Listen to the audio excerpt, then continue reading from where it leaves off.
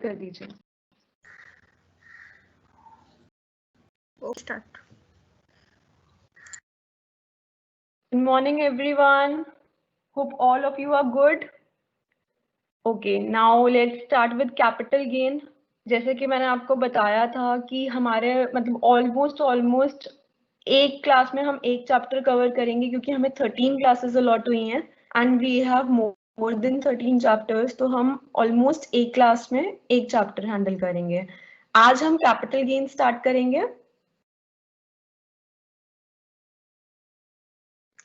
Okay बच्चे, capital gains में पहला वर्ड आता है कैपिटल, दूसरा वर्ड आता है गेन्स। तो in that case capital gains के अंदर हम कैपिटल एसेट्स कौन से होते हैं हमें ये जानना जरूरी है।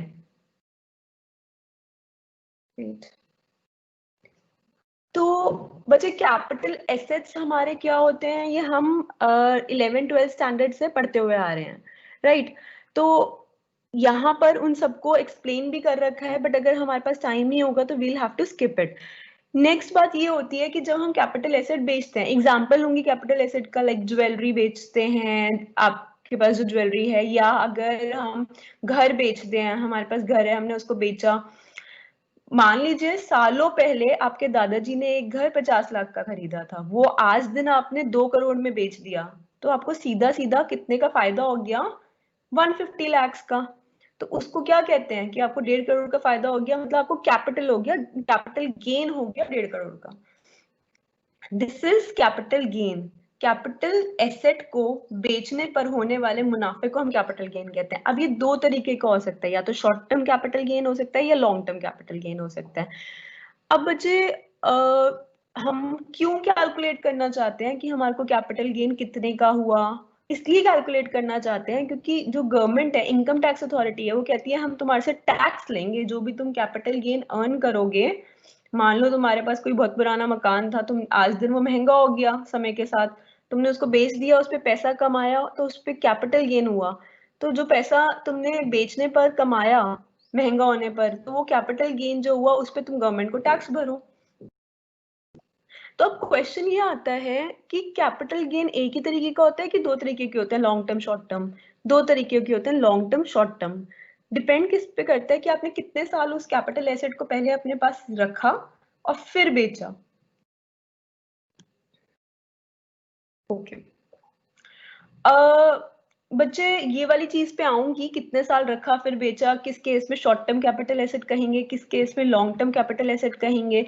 उससे पहले आपका जो सेक्शन 2 सब सेक्शन 14 है, वो कैपिटल एसेट को डिफाइन करता है कि कैपिटल एसेट में क्या क्या इंक्लूड हो जाएगा। कहता है all kind of immovable properties. Immovable का मतलब क्या हो गया? जैसे घर जो एक जगह टिका हुआ है, हिल ही नहीं सकता। कह रहा है कि हर तरीके की इमूवेबल जो प्रॉपर्टी है उसको कैपिटल एसेट कहेंगे, और वो इमूवेबल प्रॉपर्टी चाहे तो पर्सनल यूज के लिए हो, चाहे वो बिजनेस यूज के लिए हो। कह रहे हैं ज्वेलरी को, शेयर्स को, डिबेंचर्स को, आर्कियोलॉजिकल कलेक्शन, सिक्योरिटीज को, ड्राइंग वगैरह सबको हम कैपिटल एसेट कहेंगे। बट कहता है जो एग्रीकल्चरल लैंड है जो सिचुएटेड है अर्बन एरिया में, उसको भी हम कैपिटल एसेट कहेंगे। बट जो रूरल एरिया में सिचुएटेड है उसको हम कैपिटल एसेट नहीं कहेंगे।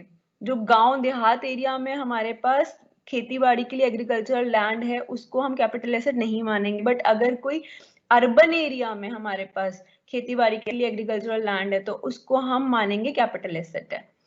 ये चीजें आप पढ़ लेना, हमारे पास टाइम की बहुत कमी है और चैप्टर बहुत टेक्निकल है। नेक्स्ट बात है आपकी कि ट्रांसफर किसे कहते हैं। बच्चे, ट्रांसफर का मतलब होता है सेल। जब जब मैं कहूंगी इस दिन फलाना आदमी ने इस फलाने आदमी को ट्रांसफर कर दिया, जिस दिन मैं जैसे कह दूं कि मान लीजिए अशोक ने रवि को ट्रांसफर कर दिया एक घर, तो अगर अशोक ने रवि को ट्रांसफर कर दिया एक घर तो इसका मतलब है उसने सेल कर दिया। ट्रांसफर का मतलब सेल है। अब कहता है कि ट्रांसफर किस किस बात को हम ट्रांसफर मानेंगे, मतलब किस किस चीज को ट्रांसफर मानेंगे। तो कहता है सेल जब जब आप करोगे उसको तो ट्रांसफर मानेंगे ही मानेंगे। कहता है कि जिस दिन आपकी एक्सटिंग्विशमेंट हो जाएगी, आप आज के बाद कैपिटल एसेट यूज नहीं कर सकते, राइट ही खत्म हो गया उस एसेट पे, उस दिन भी सेल मान लेंगे। कहते हैं कभी कभी आपने सुना होगा ना, अरे इस एरिया में ना मेट्रो आने वाली है, मेट्रो आने वाली है, तो गवर्नमेंट ने जहाँ पर जो मतलब जैसे आजादपुर था आपका, आजादपुर पे जब मेट्रो आने वाली थी तो वहां पर कुछ जो आपकी कह लीजिए दुकानें थी जो मेट्रो बनने के रूट में आ रही थी, उनको गवर्नमेंट ने एक्वायर कर लिया। बेचने वालों ने अगर ये भी कहा ना हम बेचना नहीं चाहते, गवर्नमेंट ने कहा नहीं हम तो कंपल्सरीली एक्वायर कर रहे हैं, एक्वायर कर लिया गवर्नमेंट ने। और एक्वायर करने पर उनको वैल्यू दे दी उस लैंड की। मान लीजिए वो दुकान मेरी थी, मैंने उस दुकान को सालों पहले 10 लाख में खरीदा था। आज दिन उसकी जो वैल्यू थी 100 लाख रुपए थी। 90 लाख रुपए का मुनाफा, मतलब इजाफा हो चुका था, एप्रिसिएशन हो चुका था उस वैल्यू में।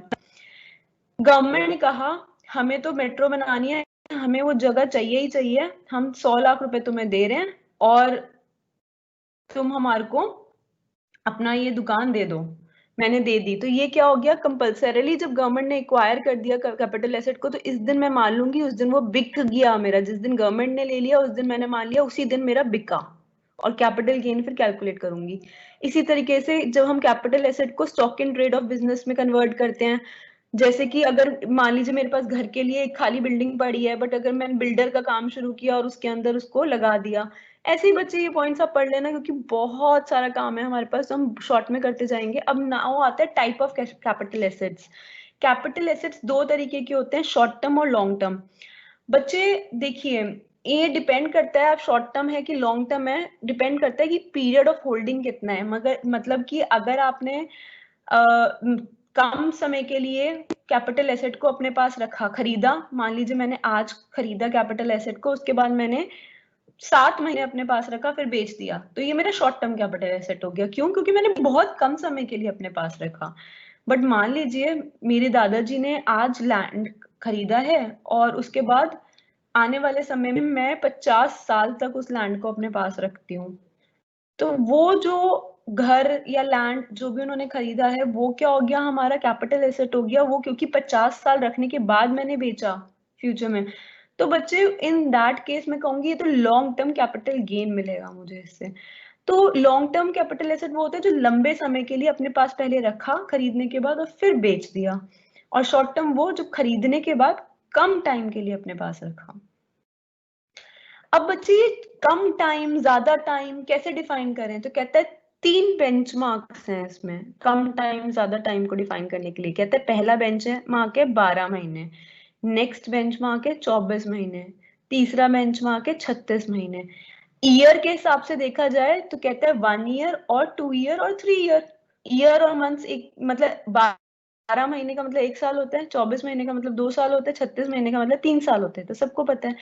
तो कहता है कि कुछ कुछ एसेट्स ऐसे होंगे जिनमें अगर 1 साल तक आपने खरीदा, खरीदने के बाद 1 साल तक उसे रखा और रखने के बाद बेच दिया, तो उस टाइम पे हम कह देंगे कि अप टू 1 ईयर रखा है, मतलब अप टू 12 मंथ्स रखा है, तो वो शॉर्ट टर्म कैपिटल एसेट है। 12 महीने से ज्यादा रखा है तो लॉन्ग टर्म कैपिटल एसेट है।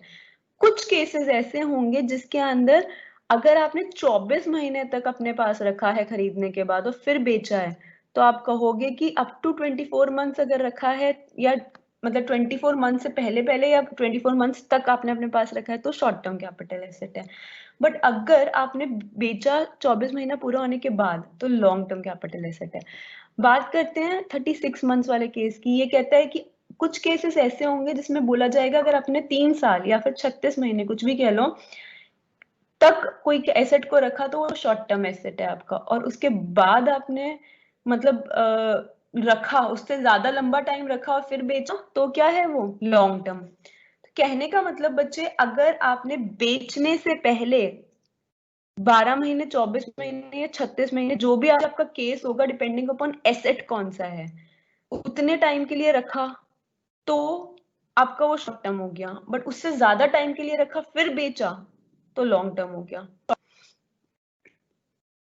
कौन से केसेस में 12 महीने वाली लिमिट देखते हैं? कहता है equity oriented mutual funds, equity share, preference share, debenture, bond, government security, zero coupon bond, UTI, इन सब में 12 महीने की लिमिट है कि अगर आपने इनको खरीदा, खरीदने के बाद आपने 12 महीने तक रखा अपने पास, उसके बाद आपने बेच दिया, 12 महीने से आपने कम रखा या 12 महीने तक रखा और फिर आपने बेच दिया, तो आप कहोगे कि इसमें शॉर्ट टर्म कैपिटल गेन होगा, अगर गेन होगा, या शॉर्ट टर्म कैपिटल लॉस होगा।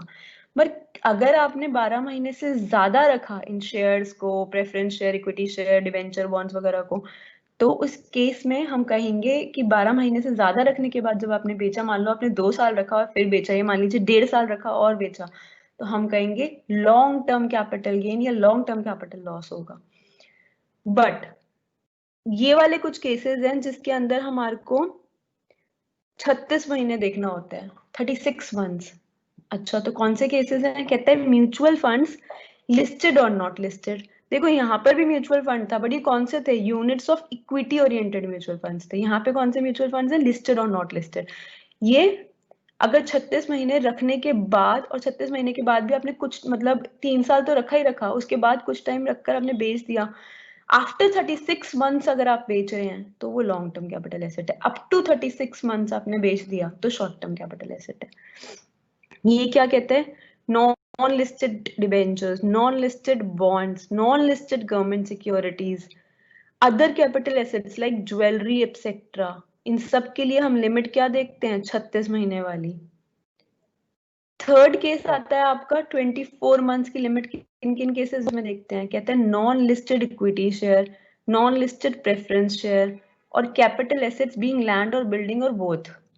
जो आप घर खरीदते हो, बेचते हो, घर खरीदा, 10 साल रख लिया अपने पास, फिर बेच दिया, मुनाफा हो गया, कैपिटल गेन हो गया, ये सब के लिए आप लिमिट क्या चेक करोगे? कि अगर आपने 24 महीने मतलब 2 साल रखने के बाद बेचा है उसे, तो लॉन्ग टर्म कैपिटल गेन होगा उस पे, घर जो बेचा है। अगर आपने 24 महीने रखने से कम पहले, इन द सेंस कि मान लीजिए आपने 1 ही साल रखा था घर अपने पास और बेच दिया, तो उस पे शॉर्ट टर्म कैपिटल गेन या शॉर्ट टर्म कैपिटल लॉस होगा। घर के केस में, लैंड के केस में 24 months, non listed equity shares, non listed preference share के केस में 24 months, listed preference share, listed equity share, इन सारे केसेस 8 केसेस में 12 मंथ, इन सारे केसेस में 36 मंथ। और इसके बेसिस पे पता चल जाएगा शॉर्ट टर्म कैपिटल गेन या लॉस क्या हो रहा है, लॉन्ग टर्म कैपिटल गेन या लॉस क्या हो रहा है। नेक्स्ट है बच्चे, अब शॉर्ट टर्म कैपिटल एसेट के बेस में हम फॉर्मूला क्या है, हम गेन कैलकुलेट करेंगे तो कैसे कैलकुलेट करेंगे? तो कहता है सबसे पहले लिखेंगे सेल कंसिडरेशन, पॉइंट नंबर 1। कहता है उसमें से माइनस करेंगे expenses on transfer of assets if any, फिर आएगा नेट कंसिडरेशन, उसमें से माइनस करेंगे cost of acquisition, cost of improvement, फिर आएगा short term capital gain chargeable to tax. अब आपके मन में आएगा मैम ये आप क्या बोल गए, कुछ हमें समझ नहीं आया। तो बच्चे मैंने ये बोला, एग्जाम्पल देती हूँ आपको। मान लीजिए मेरे पास एक घर है, खरीदा मैंने, खरीदने के बाद मैंने उसे 1 साल रखा, बेच दिया। अब मैंने आपको बताया था घर के केस में हमें लिमिट कौन सी चेक करनी होती है? 24 महीने वाली। अब मैंने 24 महीने तो पूरे नहीं करे, उससे पहले ही बेच दिया, तो इसका मतलब शॉर्ट टर्म कैपिटल गेन निकलेगा या शॉर्ट टर्म कैपिटल लॉस निकलेगा। मान लीजिए मैंने घर जो बेचा वो 50 लाख में बेचा, तो मेरी सेल कंसिडरेशन हो गई 50 लाख। मान लीजिए बेचने में जो ब्रोकर था ना, जो बीच में मकान बिकवाता है, मैंने जिस पे लिखवा रखा था मेरा मकान बिकवा दे, उसने 1 लाख रुपए लिए मुझसे। तो अब मेरी जेब में पैसा 50 लाख आया बच्चों या 49 लाख आया? तो आप कहोगे मैम 1 लाख तो आपने ब्रोकर को दे दिया, तो वो आपकी जेब में थोड़ी ना आया, माइनस करो उसे, बचा कुचा आपकी जेब में आया। तो सेल कंसिडरेशन में जो एक्सपेंसेस हुए थे ट्रांसफर ऑफ एसेट पे, ट्रांसफर मतलब बेचने में, लाइक ब्रोकरेज जो दी है वो हमने माइनस कर दिया। तो बचा कुचा जो आया वो हुआ net sale consideration. Net sale consideration मेरे केस में कितनी हुई कि मैंने 50 लाख का मकान बेचा, 1 लाख रुपए दलाल को, ब्रोकर को दिए, बचा कुचा 49 लाख मेरा नेट कंसिडरेशन हो गया। अब बच्चे इसमें से मेरे को माइनस करना, अब मैं आपको क्या, मैं गवर्नमेंट को ये कह दूं कि मेरा 49 लाख रुपए का फायदा हो गया और मैं 49 लाख रुपए पे गवर्नमेंट को टैक्स भर दूं बच्चे? The answer is no. 49 lakh मैं ये कहूंगी ना कि ठीक है मैंने 50 लाख का बेच दिया और 1 लाख रुपए मैंने ब्रोकरेज पे किया, मैंने उसे माइनस कर दिया, तो 49 लाख रुपए मेरे जेब में आ गए, एग्री। बट 49 लाख रुपीस मेरा प्रॉफिट थोड़े ना है, मेरा कैपिटल गेन थोड़े ना है, मैं क्यों दूं इस पे टैक्स? मैंने इस जब खरीदा था इस मकान को तो भी तो खर्चा किया था, जितना खर्चा खरीदने पर किया था उसको माइनस करूंगी, मैंने ये बोला।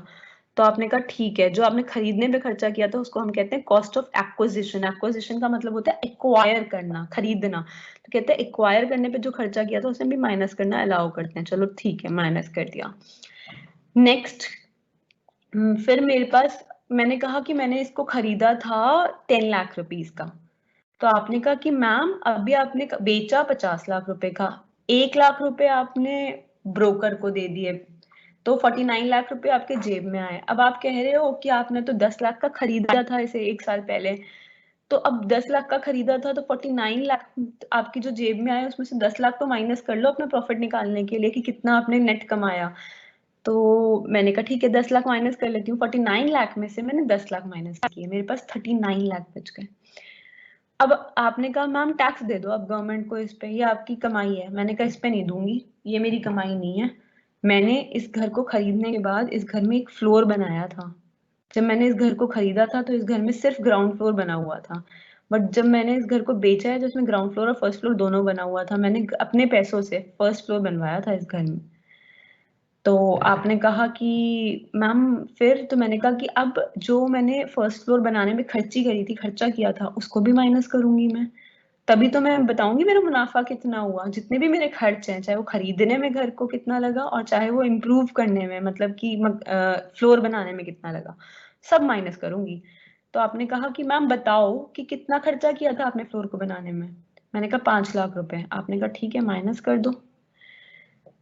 आपने कहा मैम सेल कंसिडरेशन की वैल्यू आपकी 50 लाख थी, आपने 50 लाख में बेचा था, less expenses on transfer of asset आपके 1 लाख रुपए थे एक्सपेंसेस ऑन ट्रांसफर, क्योंकि आपने कमीशन दिया था, ब्रोकरेज दिया था ये। मैंने कहा ठीक है। तो 49 लाख मेरे जेब में आए, उसको नेट कंसिडरेशन कह दिया। उसमें से मैंने कहा मैंने 10 लाख का ये मकान खरीदा था 1 साल पहले, तो आपने कहा कॉस्ट ऑफ एक्विजिशन 10 लाख थी, मैम उसको भी माइनस कर दो। मैंने माइनस कर दिया, 39 लाख आ गया। मैंने कहा 39 लाख पे भी टैक्स नहीं दूंगी, कॉस्ट ऑफ इम्प्रूवमेंट माइनस करूंगी। इम्प्रूवमेंट का मतलब मैंने इस घर में कुछ भी जोड़ तोड़ करी, एडिशन किया, तोड़ नहीं जोड़, जो भी मैंने एडिशन किया इस घर में कैपिटल एसेट की, जिससे इसकी वैल्यू बढ़ गई, इजाफा हो गया इसकी वैल्यू में, उसको हम कॉस्ट ऑफ इम्प्रूवमेंट कहते हैं। तो मैंने फ्लोर बनाया तो इससे बढ़ गई वैल्यू इसकी, तो उस चीज को मैं माइनस करूंगी इसमें से। तो ऑलरेडी मेरे पास 39 लाख रुपीज अभी तक बचे थे जेब में, अपना खर्चा माइनस करने के बाद। अब 39 लाख में से भी मैं 5 लाख माइनस कर दूंगी, क्योंकि वो मैंने फ्लोर बनाने में खर्चा किया था। तो मेरे पास 34 लाख आ जाएंगे। जो 34 लाख आएंगे बच्चे, उसको हम कहेंगे short term capital gain chargeable to tax.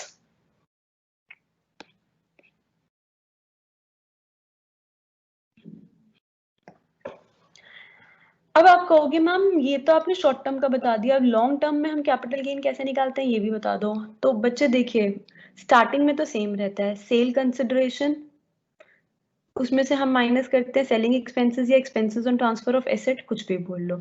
बचा कुचा जो आता है उसे कहते हैं नेट कंसिडरेशन। नेट कंसिडरेशन में से हम शॉर्ट टर्म वाला जब पढ़ रहे थे तो उसमें से हम cost of acquisition, cost of improvement minus कर देते थे। यहाँ पर हम इंडेक्स्ड कॉस्ट ऑफ एक्विजिशन और index cost of improvement minus करेंगे। कहने का मतलब, मान लीजिए एग्जाम्पल चलो अभी आपको देती हूँ, बट कहने का मतलब ये है कि मैंने अगर सालों पहले घर खरीदा था 50 लाख का, ठीक है, तो बच्चे आज दिन अगर उसकी वैल्यू 2 करोड़ हो गई है या जितनी भी हो गई है, तो हम मतलब उसकी इंडेक्सेशन करके आज दिन जो उसकी वैल्यू है ना, जितना हमने खर्ची किया था, वो इंडेक्सेशन करके आज की वैल्यू निकालेंगे। ऐसे ही हमने फ्लोर बनाने में जो खर्चा किया था, मान लीजिए हमने फ्लोर बनाने में 10 लाख लगाए थे, तो हमने सालों पहले जब 10 लाख लगाए थे फ्लोर बनाने में, उसकी आज दिन क्या वैल्यू है, अगर आप नहीं लगाते उस टाइम पे, तो आज दिन कितना वैल्यू देता वो आपको, कितना पैसा, तो वो आप इंडेक्सेशन करके निकालोगे। जिसका मतलब काइंड ऑफ ये है कि आप, बताती हूँ आपको चलो इंडेक्सेशन में। फिर ग्रॉस कैपिटल गेन हम पहले बता, याद है आपको शॉर्ट टर्म कैपिटल गेन में कहते थे कि जैसे ही हमने cost of acquisition, cost of improvement minus किया तो शॉर्ट टर्म कैपिटल गेन आ गया। यहाँ पर क्या आएगा, ग्रॉस कैपिटल गेन आएगा।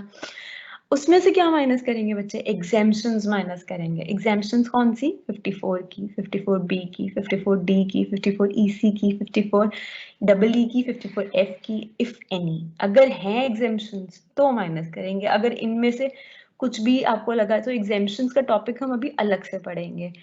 जब हम ग्रॉस कैपिटल गेन में से एग्जेम्पशंस माइनस कर देंगे कि ये जो आपने पैसा कमाया कैपिटल गेन का, अगर आपने इन फलानी जगहों पे, मतलब जो एग्जेम्पशंस में बता रखा होगा कि इन जगहों पे आपने इन्वेस्ट कर दिया अगर, या कंस्ट्रक्ट कर दिया या कुछ भी, तो हम आपको माइनस करना अलाउ करेंगे इस पैसे को। तो वहां आपने माइनस कर दिया, और बचा कुचा को आपने कहा नेट बचा कुचा long term capital gain chargeable to tax, जिसपे टैक्स लगेगा। अभी हमने टैक्स कैलकुलेट नहीं किया है लॉन्ग टर्म का, हमने कहा है दिस इज द वन जिसपे टैक्स लगेगा। अब बच्चे आगे आते हैं। आगे कहते हैं if capital gain arises from transfer of a long term capital asset, then for the purpose of computing capital gain index of cost of acquisition we would take index cost of acquisition and instead of cost of improvement we would take index cost of improvement। जैसा कि मैंने अभी आपको बताया था, short term capital gain जब निकाल रहे थे तब हम क्या कर रहे थे, cost of acquisition cost of improvement को माइनस कर रहे थे, बट लॉन्ग टर्म के केस में index cost of acquisition index cost of improvement minus करेंगे। अब इंडेक्स कॉस्ट ऑफ एक्विजिशन निकालने का तरीका क्या होता है? तरीका ये होता है बच्चे, जैसे सबसे पहले तो इंडेक्स कॉस्ट ऑफ इम्प्रूवमेंट निकालने का क्या तरीका होता है वो बता रही हूँ। इंडेक्स कॉस्ट ऑफ इम्प्रूवमेंट मतलब, कॉस्ट ऑफ इम्प्रूवमेंट मतलब आपने कोई भी फ्लोर वगैरह बनाया घर में, तो आपने इसका मतलब इम्प्रूवमेंट करी, उसकी क्या कॉस्ट थी? मान लीजिए 10 लाख रुपए मैंने खर्च किए थे फ्लोर को बनाने में, अब से मान लीजिए 2 साल पहले। तो कॉस्ट ऑफ इम्प्रूवमेंट जो हो गई वो हो गई 2 लाख रुपए, सॉरी 10 लाख रुपए। 10 लाख रुपए में मैंने फ्लोर बनाया था एडिशनल फ्लोर, तो 10 लाख हमारी कॉस्ट ऑफ इम्प्रूवमेंट हो गई, इनटू मल्टीप्लाई करेंगे किस चीज से? Cost inflation index for the year in which asset is transferred. जिस साल एसेट को बेच रहे हो उस साल क्या वैल्यू है उस कॉस्ट की जो उस टाइम पे लगाई थी, divided by cost inflation index for the year in which improvement took place. Concept को समझिएगा बच्चे। मैंने कहा 10 लाख रुपए में फ्लोर बन गया था मेरा, घर खरीदने के कुछ साल बाद मैंने घर में एक फ्लोर और बना लिया 10 लाख रुपए में। 10 लाख रुपए को मैंने कहा ये मेरी कॉस्ट ऑफ इम्प्रूवमेंट थी। अब जिस साल मैंने इसको बनाया था 10 लाख रुपए में फ्लोर को, तो उस साल को मैं कहूंगी वो ईयर ऑफ इम्प्रूवमेंट है। जिस साल इम्प्रूवमेंट हुई है उस साल एक महंगाई का इन्फ्लेशन इंडेक्स चल रहा होगा, कॉस्ट ऑफ इन्फ्लेशन इंडेक्स, वो कितना था, गवर्नमेंट देती है ये, वो उस साल कितना था? मान लीजिए मैंने 2001 या 2 2001 2 एक या दो नहीं 2001 2, मतलब कहने का मतलब 1 अप्रैल 2001 से लेके 31 मार्च 2002 के बीच में इम्प्रूवमेंट करी है, फ्लोर बनाया। तो इसका मतलब डिनोमिनेटर में मेरा 100 आ गया। इसके आगे वैल्यू दे रखी है CII का मतलब होता है कॉस्ट ऑफ इन्फ्लेशन इंडेक्स, इसकी वैल्यू दे रखी है 100, तो इसका मतलब यहाँ पे 100 आ गया। इनटू न्यूमरेटर में क्या आएगा, जो आज दिन जब आप बेचने चले हो उस टाइम पे जो भी कॉस्ट ऑफ इन्फ्लेशन इंडेक्स है, मान लीजिए आप बेचने चले हो 2019-20 में, तो इस साल कितनी होगी? CII मतलब कॉस्ट ऑफ इन्फ्लेशन इंडेक्स, इस साल कितनी है? 289। तो आपने COI को मल्टीप्लाई किया cost of inflation index for the year in which asset is transferred, divide किया जिस साल इम्प्रूवमेंट हुई थी। दोबारा बताऊंगी इस कॉन्सेप्ट को, बहुत ध्यान से सुनेंगे। कॉस्ट ऑफ इम्प्रूवमेंट मैंने 10 लाख खर्ची किया एक फ्लोर बनाने में घर खरीदने के कुछ साल बाद, तो मेरे 10 लाख रुपए मैंने यहाँ पे लिख दिया, इनटू अब इंडेक्सेशन करने का इसका क्या तरीका है? कहता है कि ये बताओ किस साल इम्प्रूवमेंट करी थी, तो मैंने कहा इस साल इम्प्रूवमेंट करी थी 2001-2 के बीच में।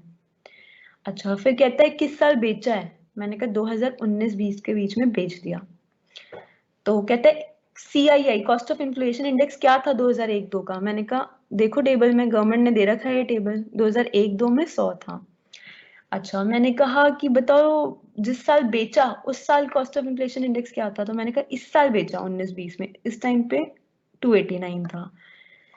तो इसका तरीका ये है, आपकी जो वैल्यू आपने खर्चा की 10 लाख फ्लोर बनाने में, इनटू CII कौन से साल का, जिस साल बेचा है एसेट, डिवाइडेड बाय कौन से CII कौन से साल का, जिस साल इंप्रूवमेंट हुई थी। डिवाइड का मतलब क्या होता है, उस चीज को खत्म कर रहे हैं, कौन सी चीज को खत्म कर रहे हैं, इंप्रूवमेंट जिस साल हुई थी। तो 100 की वैल्यू थी यहाँ पे जिस साल इंप्रूवमेंट हुई थी 2001-2 में, तो 100 नीचे लिख दिया, इनटू किससे मल्टीप्लाई कर रहे हैं बच्चे? उस चीज से मल्टीप्लाई कर रहे हैं जिस साल में हमने बेचा है, क्योंकि आज दिन क्या वैल्यू है बेचने जब चले। अब मैंने घर सालों पहले खरीदा था, फिर मैंने 2 साल पहले उसमें फ्लोर बनवा लिया, फ्लोर पे 10 लाख की खर्ची की, बट आज अगर मैंने आज दिन उसको मैं कितने में जब मैं बेचने चली हूँ, तो उस टाइम पे क्या वैल्यू है मेरी इम्प्रूवमेंट कॉस्ट की, वो हमें आज निकालना है। तो हमने COI जो कॉस्ट ऑफ इम्प्रूवमेंट था 2 लाख वाला, उसको मल्टीप्लाई किया। आज जब मैं बेचने चली हूँ, मान लो 2019-20 में बेच रही हूँ, तो 289 से मल्टीप्लाई कर दिया आज दिन ये वैल्यू निकालने के लिए, डिवाइडेड बाय उस टाइम पे क्या वैल्यू रही थी CII की जिस टाइम पे हमने इम्प्रूवमेंट करी थी। मैंने अगर कहा मान लो मैंने 2 साल पहले इम्प्रूवमेंट करी थी, तो मान लीजिए 2017-18 में इम्प्रूवमेंट करी थी तो 272 था, तो डिवाइडेड बाय 272 लिख दिया। जैसे जैसे आगे बढ़ेंगे आपको ये चीजें समझ आती जाएंगी, बट क्योंकि हमारे पास टाइम की कमी है हम डेप्थ में नहीं आपको समझा सकते, बट आइडिया दे रही हूँ आपको। ऐसे ही अब कॉस्ट ऑफ एक्विजिशन की आप बात करें, अगर कॉस्ट ऑफ एक्विजिशन मतलब कितने में आपने खरीदा था, एक्वायर किया था। मान लीजिए घर है जिसको आपने 50 लाख में एक्वायर किया था, तो कॉस्ट ऑफ एक्विजिशन तो 50 लाख आ गई। अब उसका इंडेक्सेशन करना है, मतलब 50 लाख में तो आपने सालों पहले खरीदा था, आज दिन क्या वैल्यू है उस घर की, बेचने चले हो ना, पहले बताओ आज दिन क्या वैल्यू है। तो आपने कहा, बट हम ये इंडेक्सेशन कब करते हैं, जब लॉन्ग टर्म कैपिटल एसेट है। मतलब कहने का मतलब कि अगर लॉन्ग टर्म कैपिटल एसेट हम निकाल लेंगे ना, वो 12, 24 या 36 महीने वाली लिमिट से, जैसे कि अगर घर का एग्जांपल ले रही हूँ उसमें 24 महीने की लिमिट होती है, तो 24 महीने से ज्यादा रखा मैंने घर को, तो वो क्या बन गया मेरा बच्चे, वो लॉन्ग टर्म कैपिटल एसेट बन गया। फिर मैंने बेच दिया, तो अब मेरे को उसके अंदर क्या करना है, उसकी कॉस्ट ऑफ एक्विजिशन की इंडेक्सेशन करनी है। तो अगर मैंने 50 लाख का कॉस्ट ऑफ एक्वायर करा था उसको, तो मल्टीप्लाई करूंगी उसको आज दिन की वैल्यू निकालने के लिए, जिस दिन मैं बेच रही हूँ ना उस साल के अंदर CII क्या है। तो मान लीजिए इस साल मैं बेच रही हूँ 2019-20 में, तो इस टाइम पे CII है 289, तो 289 से मल्टीप्लाई कर दिया, डिवाइड किससे किया, जिस साल वो एसेट को पहली बार होल्ड किया था, SSC ने पहली बार एसेट को अपने हाथ में लिया था, होल्ड किया था, उस साल से डिवाइड किया, उसके CII से डिवाइड किया। अब मान लीजिए एसेट को होल्ड किया था सबसे पहली बार 2002-3 में, खरीदा था 2002-3 के अंदर, मान लो जून में, तो जून 2002 जून 2002 में हमने खरीदा था, तो जून 2002 में खरीदा था, तो कहने का मतलब ये हुआ 2002-3 इस साल के बीच में खरीदा, उस टाइम पे इसका CII था 105, तो 105 से आपने डिवाइड कर दिया और मल्टीप्लाई जिस टाइम पे आप बेच रहे हो उस टाइम पे। अच्छा, बट यहाँ पर साथ में एक और चीज भी देखते हैं, क्या देखते हैं, डिनोमिनेटर में या तो CII उस साल का लेंगे जिस साल पहली बार एसेट SSC ने होल्ड किया था, या किस साल का लेंगे, या लेंगे cost of inflation index for the previous year 2001-2, previous year 2001-2 के अंदर CII क्या था, या वो लेंगे जिस साल SSC ने होल्ड किया था। दोनों में से जो भी बाद में आएगा वो लेंगे। बाद में आएगा का मतलब क्या है बच्चे, यहाँ पे हो सकता था कि ईयर आ जाता 95-96 कि उसमें सबसे पहले उसने एसेट को होल्ड किया था, तो 95-96 और 2001-2 में बाद में कौन सा आता है 2001-2, तो 2001-2 का लेंगे। तो कहने का मतलब है 2001-2 एक बेंचमार्क बनाया था हमारी गवर्नमेंट ने कि 2001-2 से पहले अगर आपने खरीदा था, तो भी जब आप उसकी CII इनका डिनोमिनेटर में लिखोगे कि CII for the year in which asset was first held by the SSC और प्रीवियस ईयर 2001-2, तो उसमें आप प्रीवियस ईयर 2001-2 लोगे। फिर कहूंगी इसका मतलब ये है कि मान लीजिए एग्जाम्पल ले रही हूँ, 95-96 में मेरे दादाजी ने खरीदा था घर, और उस घर को मैं आज बेचने चली हूँ, तो घर को अगर मान लो मैं 2 करोड़ में बेच रही हूँ, तो 2 करोड़ रुपए ये हो गया यहाँ पर, इनटू मैंने कहा 95-96 में मेरे दादाजी ने खरीदा था और मैं आज दिन मैंने 2019-20 में बेचा इसे। 19-20 का मतलब मैंने 1 अप्रैल 2019 से लेके 31 मार्च 2020 के बीच में बेच दिया, मान लीजिए जनवरी 2020 में बेच दिया। तो जिस साल बेचा उसके CII से मल्टीप्लाई कर दिया। बेचा 19-20 में, तो CII क्या था 289, उससे मल्टीप्लाई कर दिया। डिवाइड किससे करा हमने? डिवाइड किया हमने cost of inflation index for the first year in which asset was first held by the SSC। अब मैंने आपसे कहा मेरे दादा ने तो 95-96 में सबसे पहले खरीदा था, तो क्या मैं 95-96 की वैल्यू यहाँ पे डाल दूं या फिर 2001-2 की वैल्यू डाल दूं? तो आप कहोगे मैम 1-2 की डालो, जिस साल आपके दादाजी ने होल्ड किया था उस साल में, और 2001-2 में जो साल बाद में आएगा उसको हम कंसिडर करेंगे। मान लीजिए यहाँ पर 2010-11 होता कि सबसे पहले 2010-11 में होल्ड किया, तो 10-11 में और 2001-2 में हम 10-11 को चूज कर लेते हैं। यहाँ पे 95-96 होगा और 2001-2 होगा, तो 2001-2 को चूज करेंगे, जबकि करा तो उन्होंने होल्ड 95-96 में था। पहले बार उन्होंने एक्वायर जो करा था, खरीदा था 95-96 में खरीदा था, बट यहाँ पे इंडेक्सेशन करते हुए हम डिनोमिनेटर में 2001-2 की वैल्यू को डालेंगे रादर देन 95-96 की, क्योंकि इन दोनों में से हमें लेटर वैल्यू लेनी होती है। और ऐसा क्यों बच्चे? हम क्यों चाहते हैं कि जब हम इंडेक्सेशन कर रहे हैं तो हमारे को मतलब बाद वाला लेना है, क्योंकि हमारे को इनकम टैक्स अथॉरिटीज ने ऐसा बोला है कि आप बाद वाला लो। ओके, एक छोटा सा क्वेश्चन है मेरा आपसे, अगर हम 95-96 लेते डिनोमिनेटर में, तो क्या हमारा कैपिटल गेन ज्यादा निकल के आता, या हम अगर ये वाला केस अब कर रहे हैं कि अगर हम 2001-2 ले रहे हैं तो ज्यादा निकल के आता? ये आप अपनी माइंड में सोचो, और फिर अब हम जब क्वेश्चंस करेंगे तो आपको चीजें क्लियर होनी शुरू होंगी।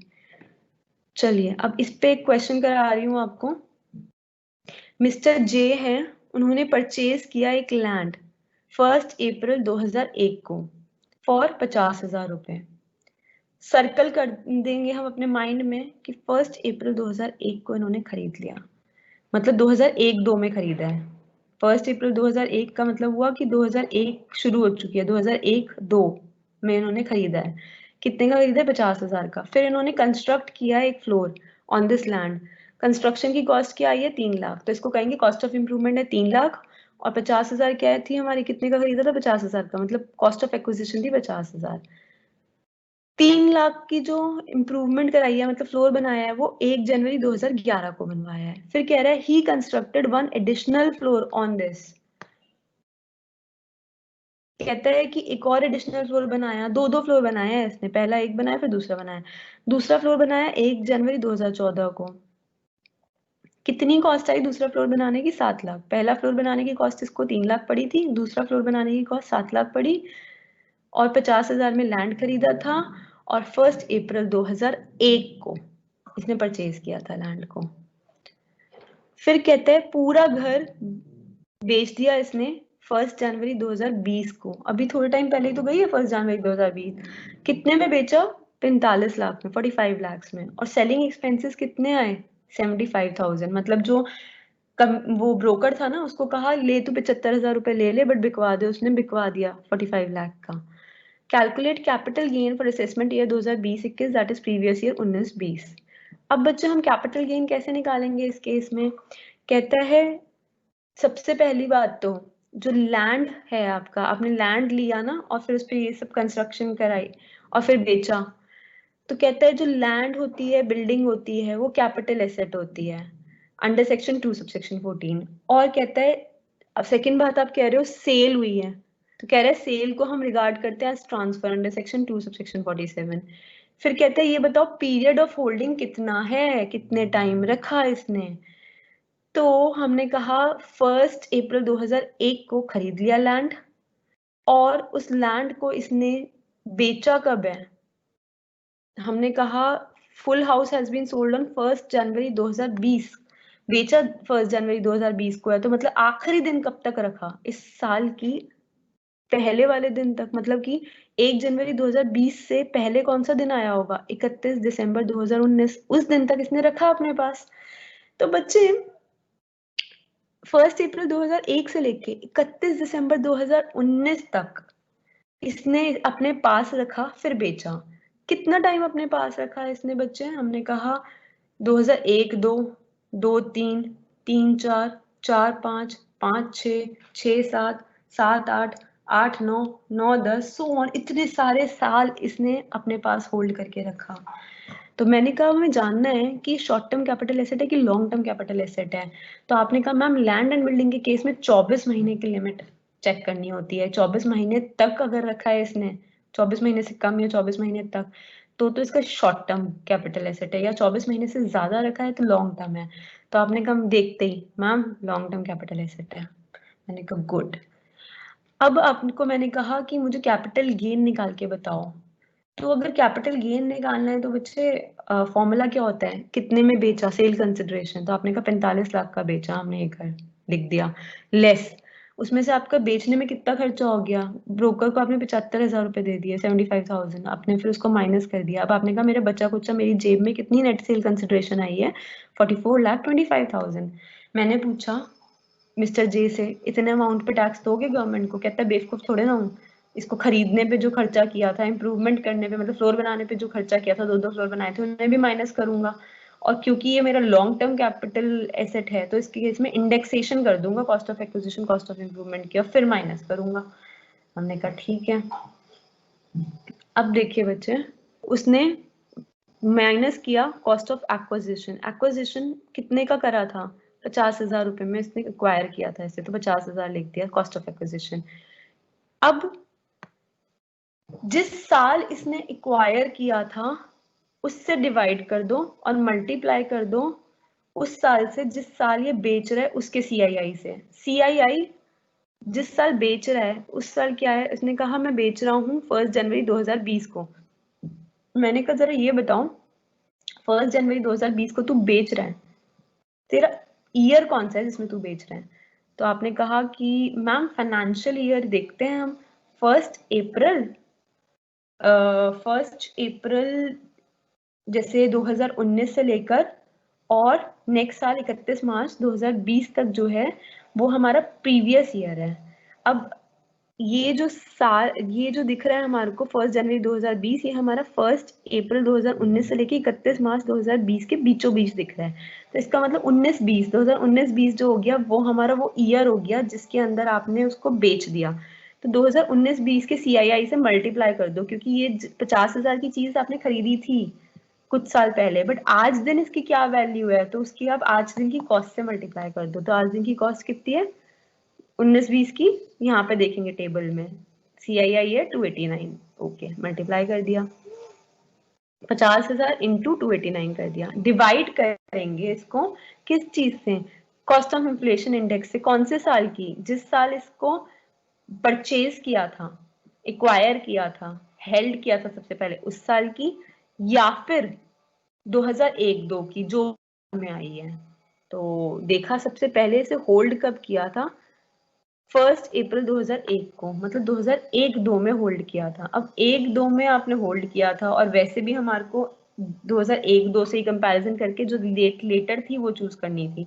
अब 2001-2 ही इसका मतलब डिनोमिनेटर में ईयर रहेगा। अब उसके लिए CII क्या है, 2001-2 के लिए 100 है, तो 100 से हमने डिवाइड कर दिया। 50,000 इंटू 289 डिवाइडेड बाय 100 क्या आ गया, 1,44,500। फिर आप कहोगे मैम फर्दर माइनस करना है, क्या माइनस करना है, index cost of improvement minus करनी है।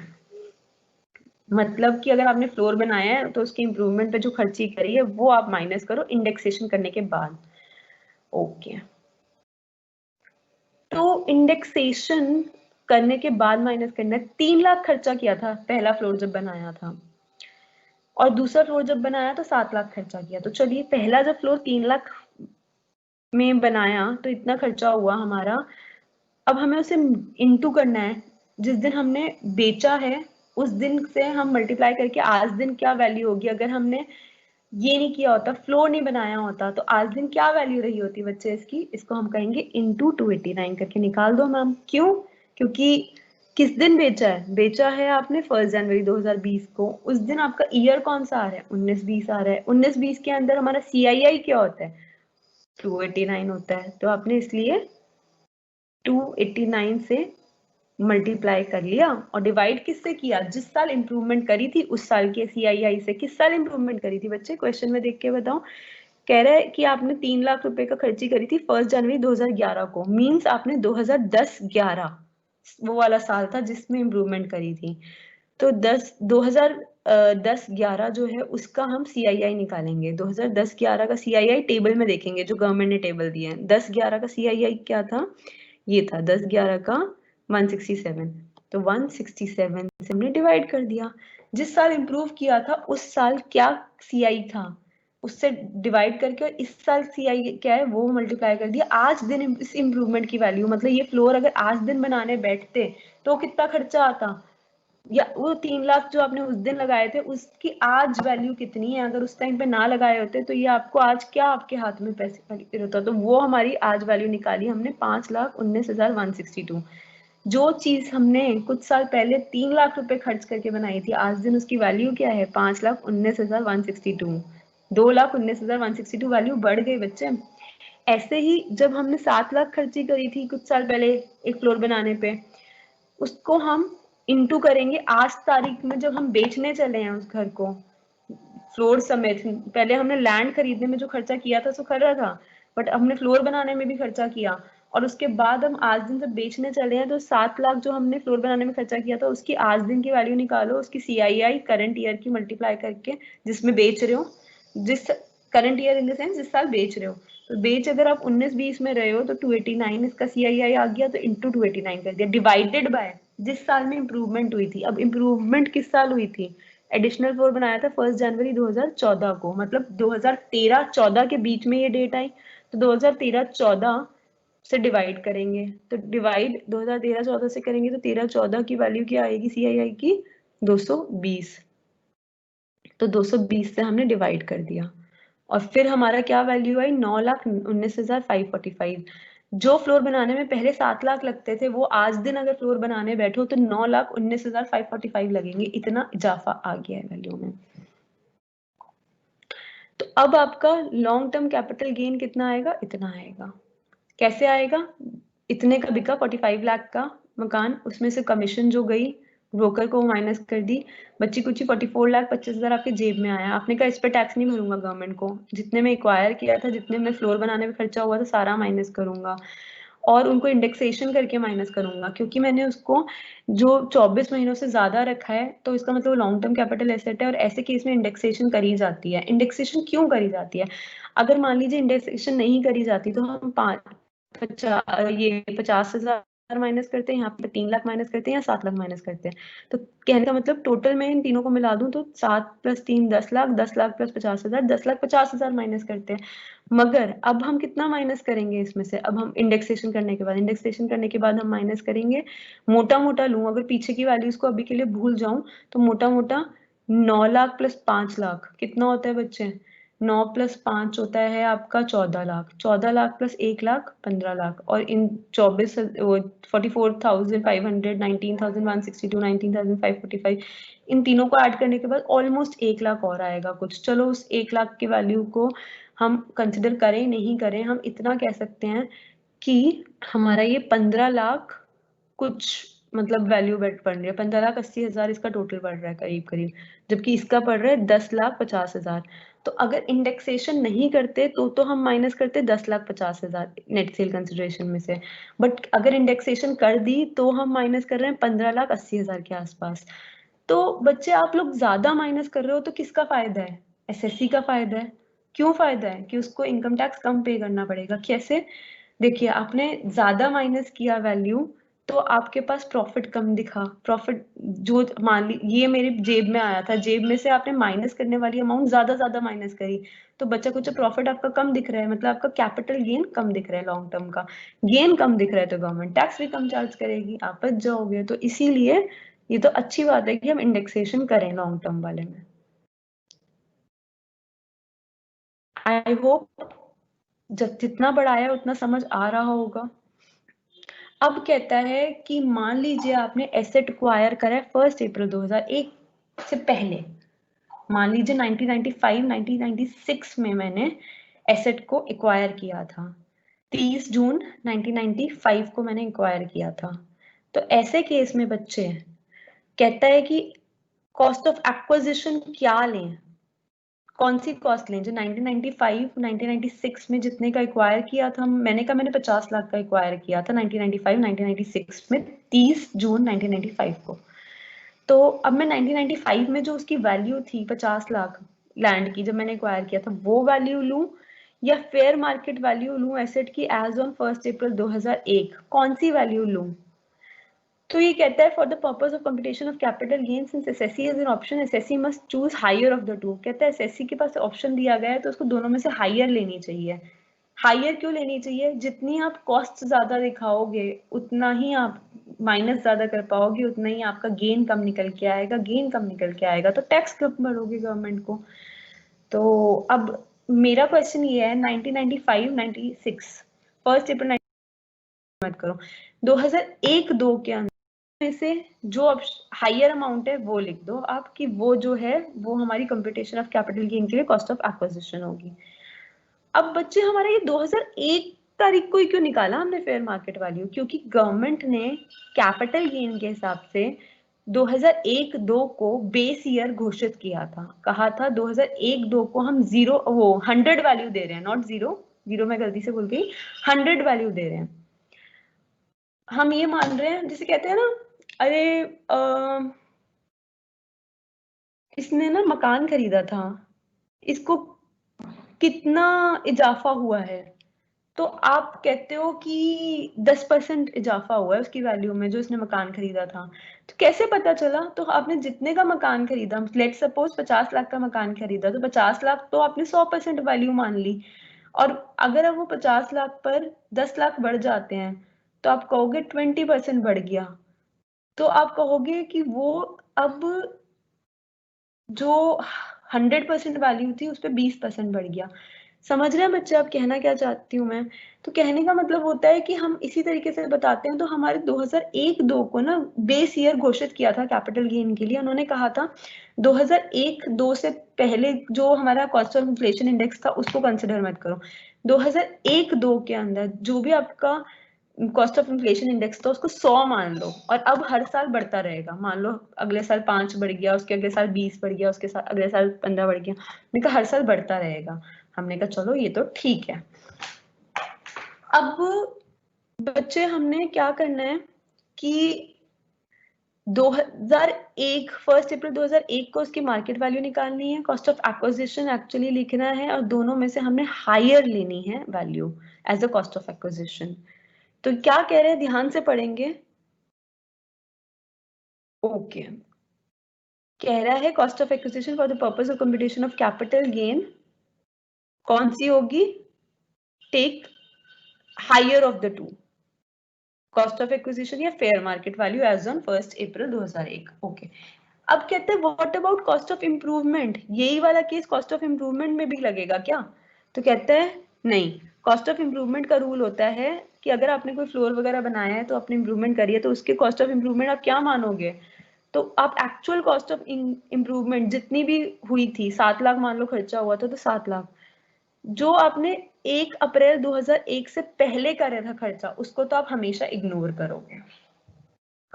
तो आप कहोगे 1 अप्रैल 2001 से पहले अगर आपने घर बनाने में कुछ भी खर्चा किया था तो आप उसको इग्नोर करोगे,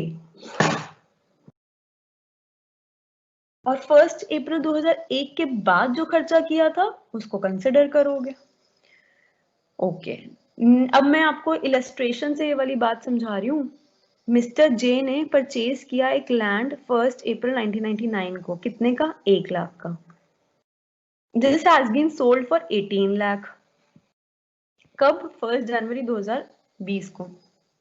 फिर से ध्यान से सुनेंगे, मिस्टर जे एक आदमी है, उन्होंने एक लैंड खरीदा। लैंड के केस में फटाफट से दिमाग में आना चाहिए कि जो लिमिट होती है ना होल्डिंग पीरियड की, वो हमें 24 महीने वाली मतलब देखनी होती है कि लॉन्ग टर्म कैपिटल एसेट है कि शॉर्ट टर्म के लिए 24 महीने वाली लिमिट है। क्या कह रहा है, किस तारीख को इसने परचेज किया? 1 अप्रैल 1999 को। कितने का परचेज किया? 1 लाख रुपए का लैंड खरीदा इसने, और फिर बेच कितने का दिया इस लैंड को? 18 लाख का बेच दिया। किस तारीख को? 1 जनवरी 2020 को। ओके, अब बेचने पर उसके एक्सपेंसेस कितने हुए, सेलिंग एक्सपेंसेस 1 लाख रुपए के। अब यहाँ तक पहले वैल्यू डाल लेते हैं अपनी इस टेबल में। कितने का बेचा, सेल कंसिडरेशन कितनी थी, 18 लाख का बेचा, लेस सेलिंग एक्सपेंसेस, कितने के सेलिंग एक्सपेंसेस हुए बच्चे, 1 लाख रुपए के। यहाँ पे लिख दिया 1 लाख। 18 लाख में से 1 लाख रुपए गया, 17 लाख नेट सेल कंसिडरेशन आई। मिस्टर जे कहते हैं इस पे ना दूंगा गवर्नमेंट को टैक्स। क्यों नहीं दूंगा, क्योंकि अभी मैंने जितने पे एक्वायर किया था, जितने भी इंप्रूवमेंट करी थी, वो सब भी माइनस करूंगा, और अगर लॉन्ग टर्म होगा तो इंडेक्सेशन भी करूंगा। तो कितने का एक्वायर किया था, कॉस्ट ऑफ एक्विजिशन कितनी थी, आपने कहा 1 लाख का एक्वायर किया था। किस तारीख को एक्वायर किया था, 1 अप्रैल 1999 को एक्वायर किया था। ध्यान देंगे बच्चे, अब बहुत बहुत ध्यान देंगे। 1 अप्रैल 1999 को इसने 1 लाख रुपए का एक्वायर किया था, और कह रहा है fair market value of land as on 1 April 2001 इस 1,20,000। कह रहा है खरीदा तो 1 लाख रुपए का था, बट इसकी फेयर मार्केट वैल्यू 2001 की 1 अप्रैल को कितनी थी, 1,20,000। मैंने आपसे कहा था कि जितने में आपने एक्वायर किया हो और जो आपकी फेयर मार्केट वैल्यू हो एज ऑन 1 अप्रैल 2001, दोनों में से जो जिसकी हायर अमाउंट होगी वो हम चूज करेंगे। अब मुझे बताओ 1,20,000 में से और 1 लाख में से ज्यादा अमाउंट क्या है, क्योंकि हम तो ज्यादा माइनस कराना चाहते हैं ना ताकि हमारा कैपिटल गेन कम निकल के आए। तो मैंने कहा 1,20,000 ज्यादा है, तो आपने कहा ठीक है, फिर हम 2001 वाली वैल्यू कंसिडर करेंगे, 2001-2 वाली, वो वाली नहीं कंसिडर करेंगे। तो ठीक है, मैंने कहा फाइन। तो आपने कहा ओके, तो 1,20,000 माइनस कर देते हैं। मैंने कहा ओके। मैंने कहा बट अब ये तो बता दो इंडेक्सेशन करोगे नहीं करोगे। तो आपने कहा मैम इसके लिए ये तो बताओ कि ये लॉन्ग टर्म था या शॉर्ट टर्म था होल्डिंग पीरियड इसका। तो मैंने कहा चेक करो। तो आपने इसको चेक किया, आपने कहा इसको बाय किया था 1 अप्रैल 1999 को, और बेच रहे हो आप इसको 1 जनवरी 2020 को। तो देखा जाए तो बहुत सारे साल आपने होल्ड किया है, 1999, 2000, फिर 2000, 2001, फिर 2001, 2, 2, 3, 3, 4, 4, 5, 5, 6, 6, 7, 8, 9, 9, 10, 11, 12, 12, 13, 14, 15, 15, 16, 16, 17, 17, 18, 18, 19, 19, 20, इतने सारे साल होल्ड किया है। 2 साल की लिमिट पूरी होते ही, मतलब 24 मंथ्स की लिमिट पूरी होते ही, तो हम कह देते हैं कि ये तो लॉन्ग टर्म के केस में चला गया, लॉन्ग टर्म के केस में चला गया। तो 1,20,000 कॉस्ट ऑफ एक्विजिशन को लिख दिया। अब इसको इंडेक्सेशन करना है क्योंकि लॉन्ग टर्म वाला है ये केस, तो इनटू करेंगे। अब इसकी आज दिन वैल्यू निकालो। अगर 1,20,000 का आपने लैंड उस दिन ना खरीदा होता तो आज दिन उसकी वैल्यू क्या होती, 1,20,000 जो आपके पास पड़े हुए हैं उसकी वैल्यू आज दिन क्या होती। ये कहने का मतलब ऐसा ही लैंड आज तारीख खरीदोगे तो कितने का उसकी कॉस्ट आएगी। तो आप कहोगे मल्टीप्लाई करो जिस साल बेच रहे हैं उस साल के कॉस्ट ऑफ इन्फ्लेशन इंडेक्स से। तो आपने कहा हम किस साल बेच रहे हैं, आपने कहा हम 19-20 में बेच रहे हैं, 19-20 के 2019-20 के बीच में ये तारीख पड़ेगी जिसमें हम बेच रहे हैं। तो 19-20 का जो CII था उससे मल्टीप्लाई कर दिया, उसकी वैल्यू टेबल से देख के आई 289। डिवाइड करो किससे, जिस साल आपने उसको पहली बार एक्वायर किया था। एक्वायर कब किया था हमने, तो 1999 में एक्वायर किया था। तो कह रहा है 1999 में जब आपने एक्वायर किया था, सॉरी 1999 2000 में एक्वायर किया था हमने, तो कह रहा है कि उस साल में जो CII था उससे डिवाइड करो। तो अब ध्यान से देखेंगे, हमने यहाँ पे पढ़ा था कि डिवाइड करते समय हम क्या कहते हैं, हम कहते हैं हम डिवाइड करेंगे या तो CII उस साल की जिस साल उसने पहली बार होल्ड किया था, या फिर 2001-2 की, दोनों में से जो बाद में आएगा। तो अब इस केस में बाद में कौन सा आ रहा है, आप कहोगे मैम 2001-2, या फिर जो आपने कहा जिस साल में इसने सबसे पहले होल्ड किया था। तो होल्ड सबसे पहले इसने किस साल में किया था, एक मिनट, या होल्ड इसने किस साल में सबसे पहले किया था, आपने कहा मैम 99-2000 में किया था। तो मैंने कहा था आपको कि जिस साल उसने सबसे पहले होल्ड किया है SSC ने, 1999-2000 हमारे केस में आ रहा है, या फिर 2000, ये वाला जो हमारा ईयर दे रखा है 2001-2, इन दोनों में से हम बाद वाला ईयर लेंगे। तो बाद वाला कौन सा है इन दोनों में से, 2001-2 है, जाहिर सी बात है। तो 2001-2 का जो हमारा CII है वो 100 है, तो 100 से डिवाइड कर दिया, तो ये आ जाता है हमारा 1,44,500। सॉरी, हाँ ये क्वेश्चन था, सॉरी मैं आपको उस क्वेश्चन में समझाने लगी, मगर मैं अभी तो सिर्फ कॉन्सेप्ट समझा रही थी, आपको वैल्यू नहीं बताई थी मैंने। तो मैंने आपसे कहा 1,20,000 का हमने वैल्यू कॉस्ट ऑफ एक्विजिशन मानी, इसको डिवाइड कर दिया 100 से। क्यों? 2001-2 में 100 वैल्यू थी CII की। हम 1999-2000 का वैल्यू क्यों नहीं लिया? क्योंकि 1999-2000 जिस साल SSC ने पहली बार होल्ड किया, और 2001-2 में जो बाद में आती है वो वैल्यू लेते हैं। तो डिवाइडेड बाय 100 किया into CII of the year in which transfer takes place. Transfer किस साल में हो रहा है? 19-20 में, तो इनटू 289 किया, तो वैल्यू आ गई ये। अब हमने इस वैल्यू को इसमें से माइनस कर दिया, इंप्रूवमेंट इसमें था नहीं, उसको नील लिख दिया, तो जो बचा कुछ आया वो LTCG long term capital gain हो गया। अब बच्चे मेरे को रश करना पड़ेगा, बहुत बेसिक अभी आपको समझाया है, बट अभी इतना कम टाइम है और हमारे को आज में खत्म करना ही पड़ेगा ये चैप्टर। तो अब मैं रश करती हूँ। अब आप देखो कॉन्सेप्ट क्या होता है प्रीवियस ओनर का। मान लीजिए कि आपने खुद नहीं खरीदा ये लैंड वगैरह या कुछ भी एसेट, वो आपके दादा ने, किसी ने आपको मतलब उसने, आपके दादा ने आपके पापा को दिया, आपके पापा ने आपके नाम पे ट्रांसफर किया, ऐसे कर करके अगर आपके पास आ रहा है तो हम क्या मानेंगे? तो ये कहता है period of for which previous owner of the asset held the asset and the period for which current owner of the asset held the asset shall be aggregated for the calculation of period of holding। तो कहता है कि मान लीजिए कुछ साल previous owner ने जितने साल ओन किया इसे वो, और जितने साल आपने उसको होल्ड किया वो, उन सबको जोड़ जाड़ के जो आएगा उसको हम कहेंगे पीरियड ऑफ होल्डिंग, उतनी है हमारा। अभी ये आप खुद पढ़ लेंगे, ये कॉन्सेप्ट्स इजी हैं प्रीवियस ओनर वाले। अब आगे मैं बढ़ती हूँ आपके साथ, या चलिए मैं थोड़ा सा आपको आइडिया दे देती हूँ इसका। मिस्टर जे ने परचेज किया एक घर 1 अप्रैल 2011 को 10 लाख में। 15/3/2017 को उन्होंने ये हाउस गिफ्ट कर दिया अपने बेटे को on the occasion of his marriage. जब उसकी शादी हुई, घर खरीदा था मिस्टर जे ने। कब खरीदा था? 2001 की 1 अप्रैल को, तो इसका मतलब 2011-12 में खरीदा था 10 लाख रुपए का। फिर उसमें उन्होंने 15 मार्च 2017 को, कहने का मतलब 2016-17 के बीच में उन्होंने इस घर को अपने बेटे को गिफ्ट कर दिया, जब उनके बेटे की शादी हुई। तो 31 मार्च 2020 को उनके बेटे ने इस घर को बेच दिया 76 लाख के लिए। उनके बेटे को जब वो बेचने गया बेटा, तो उसको ब्रोकर को पैसे देने लग पड़े 1 लाख रुपए, सेलिंग एक्सपेंसेस आ गए। अब वो कह रहा है कैलकुलेट गेन, कैपिटल गेन बताओ उनके बेटे को कितना हुआ, और फिर वो टैक्स देगा ना कैपिटल गेन पे गवर्नमेंट को, तो कैपिटल गेन कैलकुलेट करो। तो आपने कहा कि बेचा कितने का? 76 लाख का। ब्रोकर को कितना खर्चा दे दिया बेचने में? 1 लाख रुपए का सेलिंग एक्सपेंसेस। बच्चा कुचा कितनी जेब में आया? 75 लाख नेट सेल कंसिडरेशन जेब में आई। बट 75 लाख पे वो कह रहा है मैं दूंगा नहीं टैक्स गवर्नमेंट को, ये मेरा कोई कैपिटल गेन थोड़े ना है, मुनाफा थोड़े ना है, मैंने जो खरीदा था उसका भी कॉस्ट माइनस करूंगा। तो उन्होंने कहा कि प्रीवियस ओनर का केस है ये, तो मतलब खरीदा तुमने थोड़े ना, तुम्हारे पापा ने खरीदा था। तो उसने कहा ठीक है, बट प्रीवियस ओनर का भी केस है, तो भी जो मैंने खरीदा था उसकी कॉस्ट माइनस होगी। तो ऐसे केस में ये कितना माइनस कर रहा है? 10 लाख रुपए। देखो इसके लिए, सन के लिए, जिसको तो फ्री में गिफ्ट में मिला था, इसके लिए तो कोई कॉस्ट नहीं है, बट प्रीवियस ओनर के लिए तो कॉस्ट है। तो प्रीवियस ओनर के लिए जो कॉस्ट है वो 10 लाख थी, तो हमने यहाँ पे 10 लाख कॉस्ट लिख दी इंडेक्स कॉस्ट ऑफ एक्विजिशन करने के लिए। इनटू मल्टीप्लाई करेंगे जिस दिन बेच रहा है उस दिन से। किस दिन बेच रहा है बच्चे? ये कह रहा है कि हम बेच रहे हैं 31 मार्च 2020 को, मतलब 2019-20 जो प्रीवियस ईयर है उसी के अंदर आखिरी डेट को बेच रहा है। तो इस साल का 19-20 का CII हमेशा हम जब टेबल में देखते हैं तो 289 आता है, तो 289 से मल्टीप्लाई कर दिया। डिवाइड कैसे करेंगे? कहते हैं 184 से डिवाइड किया है। अच्छा 184 से इसने डिवाइड क्यों किया है? अब आप जरा CII टेबल में जाओ, CII वैल्यू एग्जाम में दे रखी होंगी। हम देख रहे हैं 184 वैल्यू कौन से साल की है? 2011-12 की। इसका मतलब इसने डिनोमिनेटर में 2011-12 लिया है। अब 2011-12 इसने डिनोमिनेटर में क्यों लिया है बच्चे?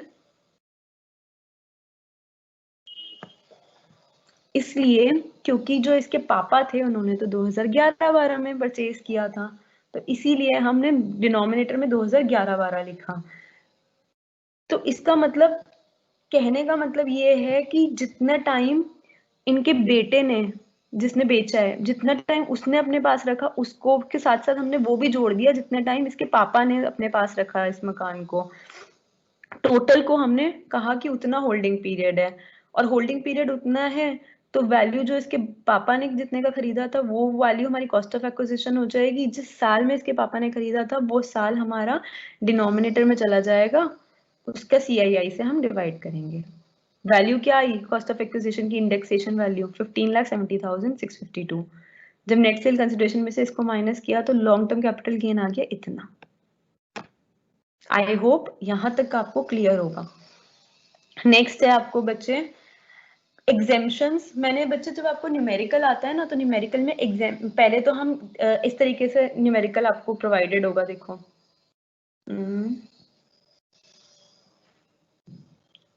वेट, हाँ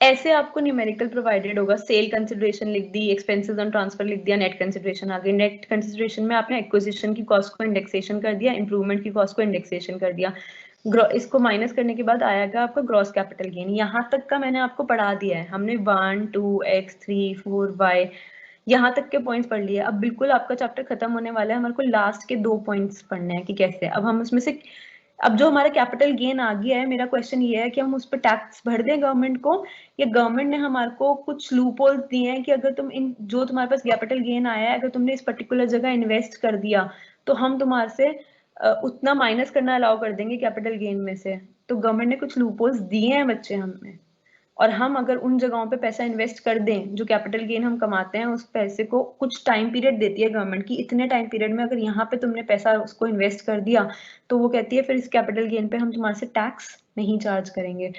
तो सब लोग यही सोचते हैं कि री इन्वेस्ट कर दो इसको, जो भी पैसा आपका गेन का निकल के आए, ताकि आपको गवर्नमेंट को टैक्स ना भरना पड़े। तो किन किन सेक्शंस के अंदर ये एग्जेम्पशन मिलती है? 54, 54B, 54D, EC, EEF। Most important आपके लिए कौन कौन सी है? 54, 54B, 54F, 54EC। और एग्जेम्पशन माइनस करने के बाद बचे कच्चे को हम कहते हैं लॉन्ग टर्म कैपिटल गेन, उस पे हम टैक्स कैलकुलेट करते हैं। ओके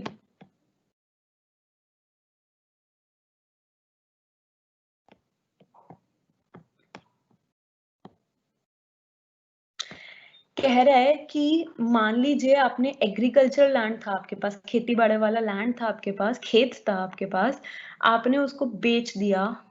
तो कहता है कि ऐसे केस में जब आपको मुनाफा हुआ है उसको हम कैपिटल गेन कहते हैं। तो कहता है जो आपको मुनाफा हुआ है उसकी एग्जेम्पशन बताओ क्या बनेगी। तो कहता है सेक्शन 54B बताता है ऐसे एग्जेम्पशन को। तो कहता है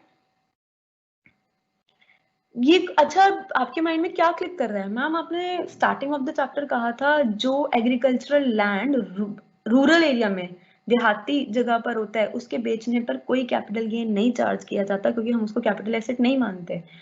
तो इसका मतलब जब ये कह रहा है कि यहाँ पे कैपिटल गेन चार्ज होता है और उसकी एग्जेम्पशन दी जाएगी, तो इसका मतलब ये अर्बन एरिया वाले एग्रीकल्चर लैंड की बात कर रहा है, जो शहर में एग्रीकल्चर लैंड है और उस एग्रीकल्चर लैंड को आपने बेच दिया।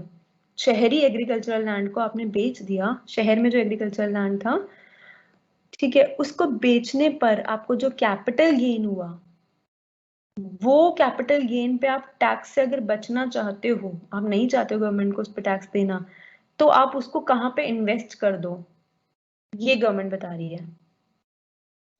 तो गवर्नमेंट कहती है कि कैपिटल गेन जो निकल के आएगा इस अर्बन एग्रीकल्चरल लैंड को बेचने पर, वो लॉन्ग टर्म का भी कैपिटल गेन हो सकता है, शॉर्ट टर्म का भी कैपिटल गेन हो सकता है।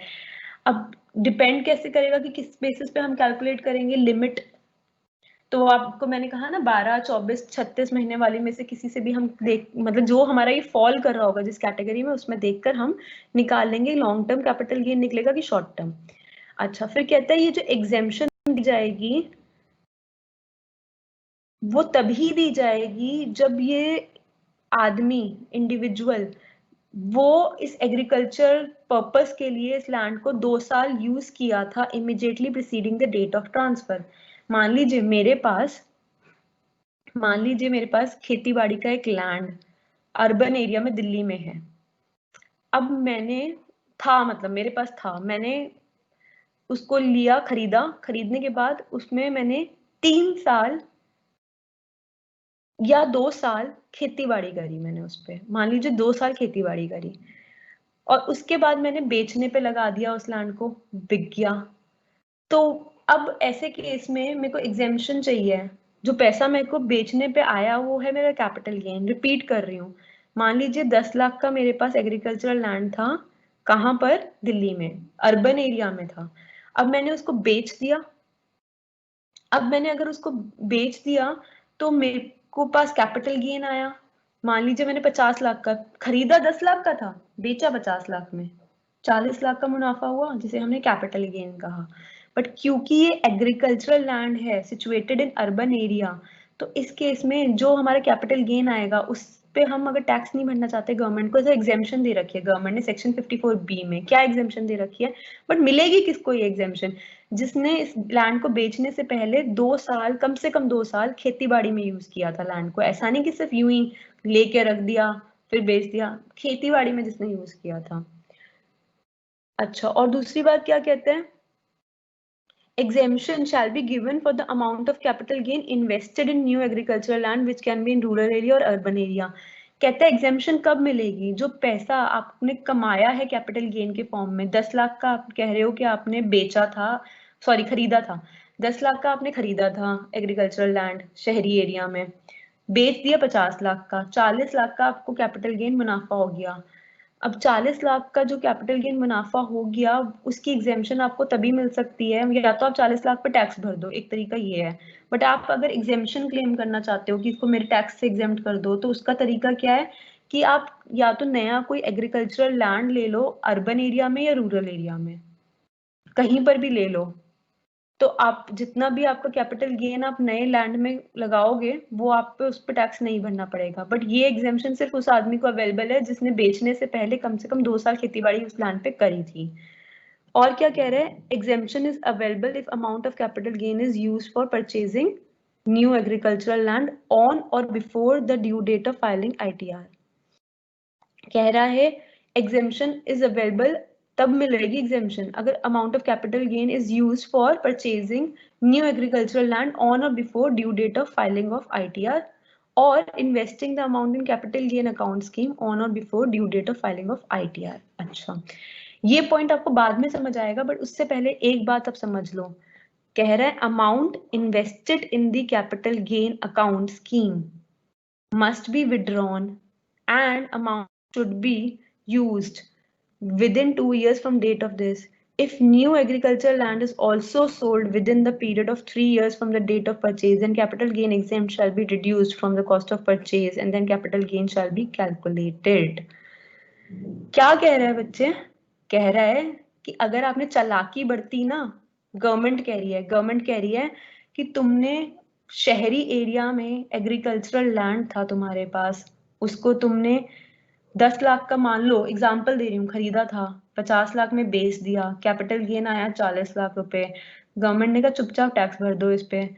बट अगर तुम टैक्स नहीं भरना चाहते 40 लाख पे, तुम चाहते हो तुम्हारे 40 लाख पे टैक्स ना भरा जाए, एग्जेम्प्ट हो जाए वो टैक्स, तो सेक्शन 54B में प्रोविजन है कि तुम ये 40 लाख का नया एग्रीकल्चरल लैंड ले लो, या तो रूरल एरिया में या अर्बन एरिया में, तो तुम्हारे पे एग्जेम्प्ट हो जाएगा, ये पैसे पे टैक्स नहीं भरना पड़ेगा। बट सिर्फ तभी एग्जेम्प्ट होगा अगर तुमने 2 साल पहले मतलब यूज किया होगा, कम से कम 2 साल तुमने खेतीबाड़ी के लिए यूज किया होगा बेचने से पहले। अच्छा, और गवर्नमेंट एक और चीज कह रही है, गवर्नमेंट कह रही है बेवकूफ मत बनाना हमारे को, जो ये एग्रीकल्चरल लैंड जो तुम खरीदोगे नया, इन 40 लाख रुपए में से कैपिटल गेन के अमाउंट में से जो नया एग्रीकल्चरल लैंड खरीदोगे, अगर तुमने उस लैंड को विद इन 3 इयर्स बेच दिया, जिस दिन तुमने मतलब ये खरीदा उसको, नए एग्रीकल्चरल लैंड को जिस दिन खरीदा, उस दिन के बाद तुमने अगर विद इन 3 इयर्स, देखो क्या कह रहा है, if new agricultural land is sold within a period of 3 years from the date of purchase, जिस दिन खरीदा इस नए एग्रीकल्चरल लैंड को उस तारीख से 3 साल के अंदर अंदर तुमने बेच दिया उसे, तो गवर्नमेंट कहती है ये एग्जेम्पशन तुम्हारी कैंसिल कर देंगे हम, फिर हम तुम्हारा कैपिटल गेन फिर से कैलकुलेट कर देंगे और तुमसे टैक्स चार्ज कर लेंगे। और गवर्नमेंट क्या कहती है? गवर्नमेंट कहती है if such amount which is deposited with capital gain account scheme is not utilized within the time period specified above। अच्छा, एक चीज अब ये कह रहा है कि आप कैपिटल गेन अकाउंट स्कीम, एक अकाउंट होता है, आप ना जैसे ही आपने बेचा अपने लैंड को, उसमें 40 लाख का मुनाफा आया, आप सीधे उस कैपिटल गेन अकाउंट स्कीम में पैसा डाल सकते हो एंड ये पैसा उसमें से आप विड्रॉ कर सकते हो and amount should be used within 2 years from date of transfer of old land for purchasing of new agricultural land. तब भी आपको ये एग्जेम्पशन मिल जाएगी। दोबारा बताती हूँ इसका मतलब, दोबारा समझेंगे। और इसके बाद सिर्फ डाउट्स लूंगी आपके और फिर हम 11:30 क्लास ओवर करेंगे। 3 मिनट में ये ओवर कर रही हूँ। इसके बाद काफी एग्जेम्पशन हमारी रह गई हैं, वो सब आपको खुद पढ़नी पड़ेंगी, उनका ट्रीटमेंट आपको खुद पढ़ना पड़ेगा। मैं इससे ये कह रही हूँ 10 लाख का मैंने एग्रीकल्चर लैंड लिया था, उसके बाद मैंने उसको कुछ साल रखकर 50 लाख में बेच दिया। शहर में खरीदा हुआ था ये एग्रीकल्चरल लैंड दिल्ली में। 40 लाख रुपए का नेट मुनाफा आया। गवर्नमेंट ने कहा कि तुम्हारे को इस पे एग्जेम्पशन मिल सके, या तो 40 लाख पे तुम टैक्स भर दो, या इस पे एग्जेम्पशन चाहते हो तो इस पर नया एग्रीकल्चरल लैंड या तो रूरल या एग्रीकल्चरल एरिया में ले लो, और ये बात श्योर कर लो कि तुमने बेचने से पहले 2 साल से ज्यादा इसमें खेती बाड़ी करी हो, तभी तुम्हें ये एग्जेम्पशन मिल सकती है। हमने ऐसा कर लिया। फिर गवर्नमेंट ने कहा ज्यादा होशियारी मत करना, 3 साल से पहले बेच मत देना जो नया एग्रीकल्चरल लैंड खरीदा है, 40 लाख जो मुनाफा था उसमें से। तो हमने कहा ठीक है हम नहीं बेचेंगे। अगर तुमने 3 साल से पहले बेच दिया तो गवर्नमेंट ने कहा कि हम ये मान लेंगे कि तुम्हें कैपिटल गेन हुआ है और फिर हम तुम्हारे रिवर्स कर देंगे ये सब, तुम्हारे को एग्जेम्पशन नहीं मिलेगी। हमने कहा ठीक है। अब जैसे ही 40 लाख रुपए मेरे हाथ में आए, मैंने फटाफट से जाके एग्रीकल्चरल लैंड खरीद लिया, तो मेरे को एग्जेम्पशन मिल गई। बट मान लीजिए मैंने ये कैपिटल गेन जो 40 लाख का है उससे फटाफट जाके एग्रीकल्चरल लैंड नहीं खरीदा, बट उसके जगह मैंने कैपिटल गेन अकाउंट स्कीम में ये पैसा डाल दिया और उसके बाद मैंने ढूंढना शुरू करा कोई अच्छा सा एग्रीकल्चरल लैंड, और फिर ढूंढते ढूंढते मैंने 1 साल बाद एग्रीकल्चरल लैंड खरीद लिया। उस पैसे को निकाल के कैपिटल गेन अकाउंट स्कीम में से उस पैसे को निकाला और फिर उसमें से निकाल के जो अच्छा सा लैंड ढूंढा था फिर उसको खरीद लिया, तो भी हमें एग्जेम्पशन मिलेगी। कहता है कि कैपिटल गेन अकाउंट स्कीम में जब तुम पैसा जमा कराओगे तो उसको आप विड्रॉ करके और within 2 years from date of transfer, जिस दिन आपने पुराना बेचा है ना उस दिन के बाद 2 साल के अंदर अंदर, जिस दिन आपने 40 लाख का मुनाफा कमाया था बेचकर, उस दिन से, जिस दिन मुनाफा कमाया था 40 लाख का, उस दिन से 2 साल के अंदर अंदर भी अगर आपने नया एग्रीकल्चरल लैंड खरीद लिया उस पैसे से, जो पैसा आपने कैपिटल गेन कमाया था और थोड़े टाइम पीरियड के लिए आपने फिर कैपिटल गेन अकाउंट स्कीम में डाल के छोड़ दिया था कि इसमें से निकालूंगा पैसा और इस नए एग्रीकल्चरल लैंड की पेमेंट कर दूंगा, तो विद इन 2 years अगर आपने ऐसा विड्रॉ करके नया एग्रीकल्चरल लैंड खरीद लिया तो भी आपके लिए एग्जेम्प्ट है। 2 साल से ज्यादा हो गया तो एग्जेम्प्ट नहीं होगा, तो आपको एग्जेम्पशन नहीं मिलेगी। This is all. आपको ये एग्जाम्पल जल्दी जल्दी से दिखा देती हूँ ताकि फिर आपके डाउट्स लूंगी। ये इस वाली एग्जेम्पशन पे बेस्ड है। मिस्टर जो ओनर है एग्रीकल्चर लैंड के, दिल्ली में है वो, मतलब अर्बन एरिया में लैंड है। परचेज किया था 1 लाख रुपए में इस लैंड को 2001-2 में। लैंड को बेच दिया 15 मार्च 2020 को 15 लाख में। तो जितने में बेचा वो सेल कंसिडरेशन लिख दी लेस। कहते हैं बेचने में खर्चा आया 30,000 का, सेलिंग एक्सपेंसेस माइनस कर दिए, तो नेट सेल कंसिडरेशन 14,70,000 उनके जेब में इतना पैसा आ गया। इसमें से माइनस करेंगे कितने का खरीदा था उन्होंने ये एग्रीकल्चरल लैंड, तो उन्होंने, आपने बोला कि 1 लाख रुपए का खरीदा था और आपने इस एग्रीकल्चरल लैंड को काफी साल रखा है। हमने देखा कि इतना लंबा समय आपने रखा है कि ये लॉन्ग टर्म कैपिटल एसेट है, इसलिए हम इसको इंडेक्सेशन करेंगे, मल्टीप्लाई करेंगे, जिस साल बेचा है उस साल के वैल्यू से डिवाइड करेंगे, जिस साल इसको खरीदा था उस साल की वैल्यू से। तो अब आपने कहा कि 2001-2 में इसकी वैल्यू 0 थी, वो सॉरी 100 थी कॉस्ट ऑफ इन्फ्लेशन इंडेक्स की। आप जब उसमें देखोगे टेबल में तो आपने उससे डिवाइड कर दिया, वैल्यू इतनी निकल के आई, index cost of acquisition minus कर दिया नेट सेल कंसिडरेशन में से, तो लॉन्ग टर्म कैपिटल गेन 11,81,000 आ गया। यहाँ तक का तो हमने सीख लिया था बच्चे। आगे ये क्या कह रहे हैं, कह रहा है कि 11,81,000 पे गवर्नमेंट को अगर आप टैक्स नहीं देना चाहते तो इस नया एग्रीकल्चरल लैंड खरीद लो 11,81,000 का। तो क्या कह रहे हैं, इस तारीख को 15/7/2020 को उसने परचेज करा नया agricultural land in city of Delhi 6 lakh का, and another agricultural land in the area of Amritsar for 5 lakh rupees. तो 5 और 6 पूरा टोटल 11 लाख का उसने टोटल 2 एग्रीकल्चरल लैंड खरीद लिए। तो एग्रीकल्चरल लैंड में अगर आप डालते हो तो आपके लिए एग्जेम्प्ट हो जाता है उतना कैपिटल गेन, तो 11 लाख इसका एग्जेम्प्ट हो गया, बचा कुछ 81,000 इसका टैक्सेबल हो गया। आई होप आपको ये समझ आया होगा। चलिए बच्चे, अब बाकी के जितने भी हैं ये आपको खुद ही पढ़ने पड़ेंगे। अब मैं डाउट्स ले रही हूँ, फटाफट से स्क्रीन शेयरिंग बंद कर रही हूँ।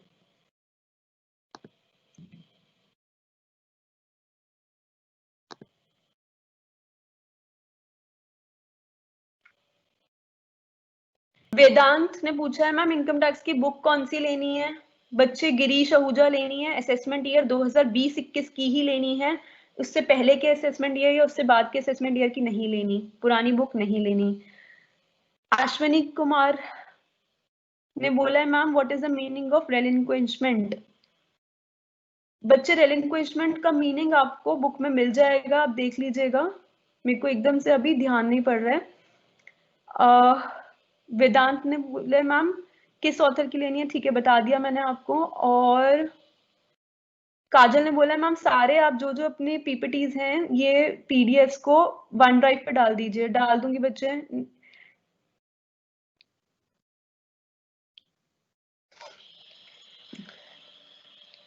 एनॉनमस ने बोला है मैम अनलिस्टेड का मतलब क्या होता है। बच्चे जो शेयर्स लिस्टेड नहीं है आपके स्टॉक एक्सचेंज पे, नेशनल स्टॉक एक्सचेंज पे, बॉम्बे स्टॉक एक्सचेंज पे, उनको हम अनलिस्टेड शेयर्स कहते हैं।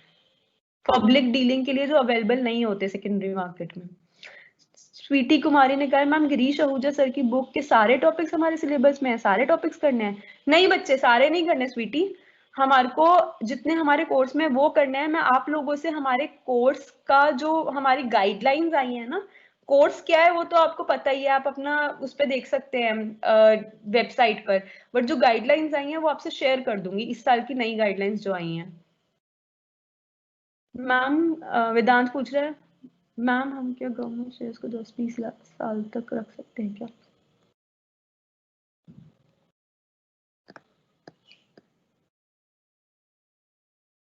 बच्चे वेदांत आपने पूछ रखा है ना गवर्नमेंट शेयर्स को हम कितने साल रख सकते हैं कितने साल नहीं।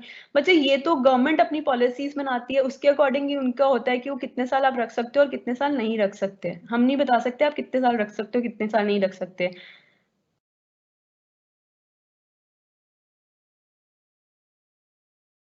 यश पूछ रहा है मैम अगर घर लॉस में सेल हुआ तो टैक्स देंगे क्या, क्वेश्चन 1 में। बच्चे कभी भी नहीं दिया जाता लॉस आने पर टैक्स कभी नहीं बनता। अच्छा बच्चे एक चीज ध्यान दीजिएगा, बहुत ध्यान दीजिएगा, मैंने आपको अभी टैक्स नहीं बताया कि टैक्स कितना कैलकुलेट होता है, क्योंकि अभी हमारा बिल्कुल क्लास 1 मिनट के लिए स्क्रीन शेयर कर रही हूँ दोबारा, ठीक है।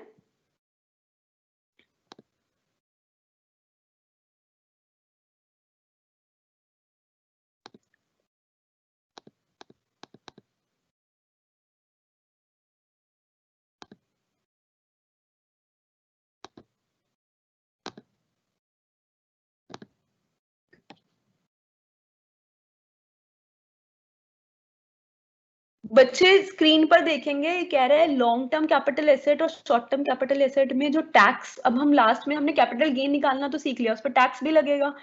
तो कह रहे हैं शॉर्ट टर्म और लॉन्ग टर्म में ना अलग अलग टैक्स रेट होता है। कहता है जो लॉन्ग टर्म कैपिटल गेन जब निकल के आएगा तो उस पर फ्लैट 20% टैक्स रेट लगता है, और साथ में हमारा सेकेंडरी सेस और हायर एजुकेशन सेस को ऐड कर देते हैं, ठीक है बच्चे। और ये जो चीज है ये आपको क्लियरली विद एग्जांपल अपनी बुक से पढ़नी पड़ेगी, क्योंकि हमारे पास टाइम नहीं है। और कहता है कि अगर शॉर्ट टर्म कैपिटल गेन होता है तो क्या होता है, तो इसका ट्रीटमेंट अलग होता है। तो क्या कहता है कि शॉर्ट टर्म कैपिटल गेन के केस में हम स्लैब रेट्स के अकॉर्डिंग देखते हैं मेनली, कि इतने थे इतने तक का स्लैब रेट के अकॉर्डिंग इतना आपका होता है। स्लैब रेट्स मैंने अभी आपके साथ डिस्कस नहीं करे हैं, वो हमारा कंप्यूटेशन वाला जो पार्ट है वो अभी मैं आपसे डिस्कस करूंगी, वो इस चैप्टर का पार्ट नहीं है। बट इस चैप्टर में सिर्फ इतना सा यूसेज है कि शॉर्ट टर्म वालों पे हम ज्यादातर टैक्सेबल, ये देखो लिखा हुआ है short term capital gain if security transaction tax is not applicable, taxable like any other income, no special rate, ठीक है। और short term capital gain if security transaction tax is available taxable under section 111A, ये सब आपको पढ़ना पड़ेगा बच्चे। Slab rates के अकॉर्डिंग जनरली कैलकुलेट होता है, बट लॉन्ग टर्म वाला फ्लैट पे कैलकुलेट होता है। Long term capital gain 20% plus जो एजुकेशन सेकेंडरी सेस और हायर एजुकेशन सेस है उनको प्लस ऐड करके जितना होता है 20% प्लस दिस मच, वो हमारा होता है, ठीक है बच्चे। तो ये आप लोग देख लेना टैक्स वाला कैलकुलेशन, क्योंकि अब टाइम नहीं बचा कि मैं आपसे डिटेल में डिस्कस कर सकूं। आगे बढ़ रही हूँ।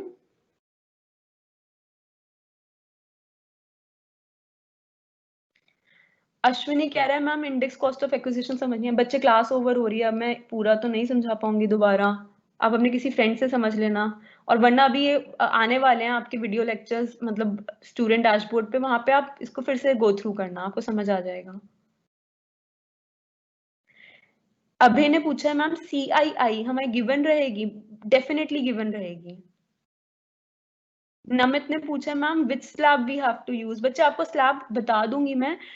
हमारे प्रीवियस ईयर 2019-20 के लिए जो स्लैब्स होंगे हमें वो यूज करने हैं, जिसके अंदर जैसे हो रहा होता है ना कि अप टू 60 इयर्स किसी की एज है तो पहले 2.5 लाख पे कोई टैक्स नहीं देना होता, 2.5 लाख से 5 लाख पे उसको 5% टैक्स देना होता है, इस तरीके से। और उसके बियॉन्ड जब हम जाते हैं 5 लाख से 10 लाख पे तो उसको 20% टैक्स देना होता है, 10 लाख के बियॉन्ड कितना टैक्स देना होता है वो सब मैं आपको डिस्कस करूंगी, बट कंप्यूटेशन में डिस्कस करूंगी।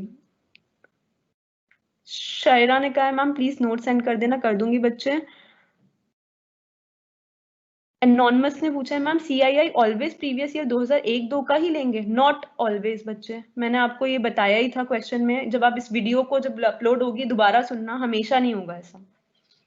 और जिन्होंने एनॉनमस के नाम से बनाया है वो अपने नाम से बनाओ बच्चे अकाउंट। अश्विनी कुमार हो क्या मैम? कॉस्ट ऑफ एक्विजिशन समझ आ गया, good. Long term capital gain और शॉर्ट टर्म क्वेश्चन में ये क्या कैसे पता चलेगा? अमृता ने पूछा है ma'am long term capital gain या शॉर्ट टर्म कैपिटल गेन कब निकालेंगे क्वेश्चन में, ये कैसे पता चलेगा? बच्चे पीरियड ऑफ होल्डिंग देखोगे, जिस दिन आपने खरीदा, क्वेश्चन में जिस जो भी बंदा दे रखा है, मिस्टर जे दे रखा है, जो भी उसने जिस तारीख को खरीदा उसके बाद उसने कितने साल उसे रखा, एसेट को, घर को या कोई भी एसेट, ज्वेलरी, जो भी एसेट उसने रखा वो कितने साल रखा। मान लीजिए उसने 12 महीने, 24 महीने, 36 महीने रखा, या उसने 18 मंथ्स रखा, जितने भी मंथ्स रखा उसने वो देखोगे आप। और फिर उसके बाद आप रूल याद करोगे कि हमने 12 महीने, 24 महीने, 36 महीने के रूल्स किस किस एसेट पे कौन से लग रहे थे, और इस क्वेश्चन में एसेट कौन सा दे रखा है। मान लीजिए घर पे लगता है 24 महीने वाला रूल, तो 24 महीने वाले रूल के अकॉर्डिंग क्या होता है कि 24 महीने से कम उसने अपने पास रखा या 24 महीने उसने अपने पास रखा तो है short term capital asset, short term capital gain होगा। बट अगर 24 महीने मतलब 2 साल से ज्यादा उसने अपने पास रखा और फिर बेचा तो क्या होगा? Long term capital gain. तो ये इस बेसिस पे पीरियड ऑफ होल्डिंग से आप खुद कैलकुलेट करोगे, ये क्वेश्चन में नहीं गिवन होगा।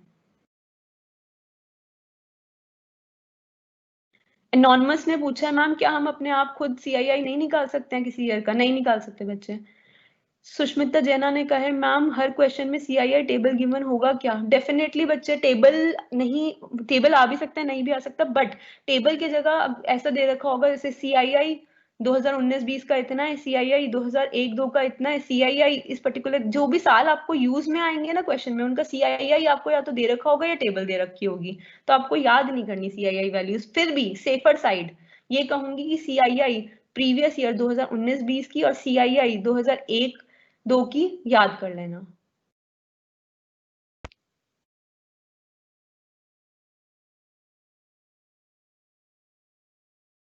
अभय ने पूछा मैम एक्विजिशन किसे कहते हैं? एक्विजिशन का मतलब होता है परचेज करना या होल्ड करना।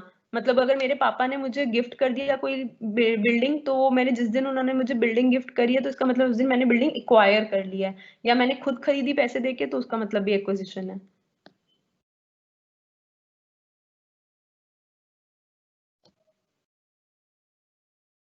ओके बच्चे 11:30 हो गए, अब मेरे पास स्पेशल इंस्ट्रक्शंस हैं, मैं आपकी क्लास इससे ज्यादा एक्सटेंड नहीं कर सकती हूँ, तो I I have to go now. अब जो डाउट्स बच्चों के रह गए, सॉरी बाकियों के नहीं कवर हो सकते क्योंकि 10 मिनट्स ही दिए गए हैं हमें डाउट लेने के लिए, हमें मना किया गया 10 मिनट्स क्रॉस करने के लिए।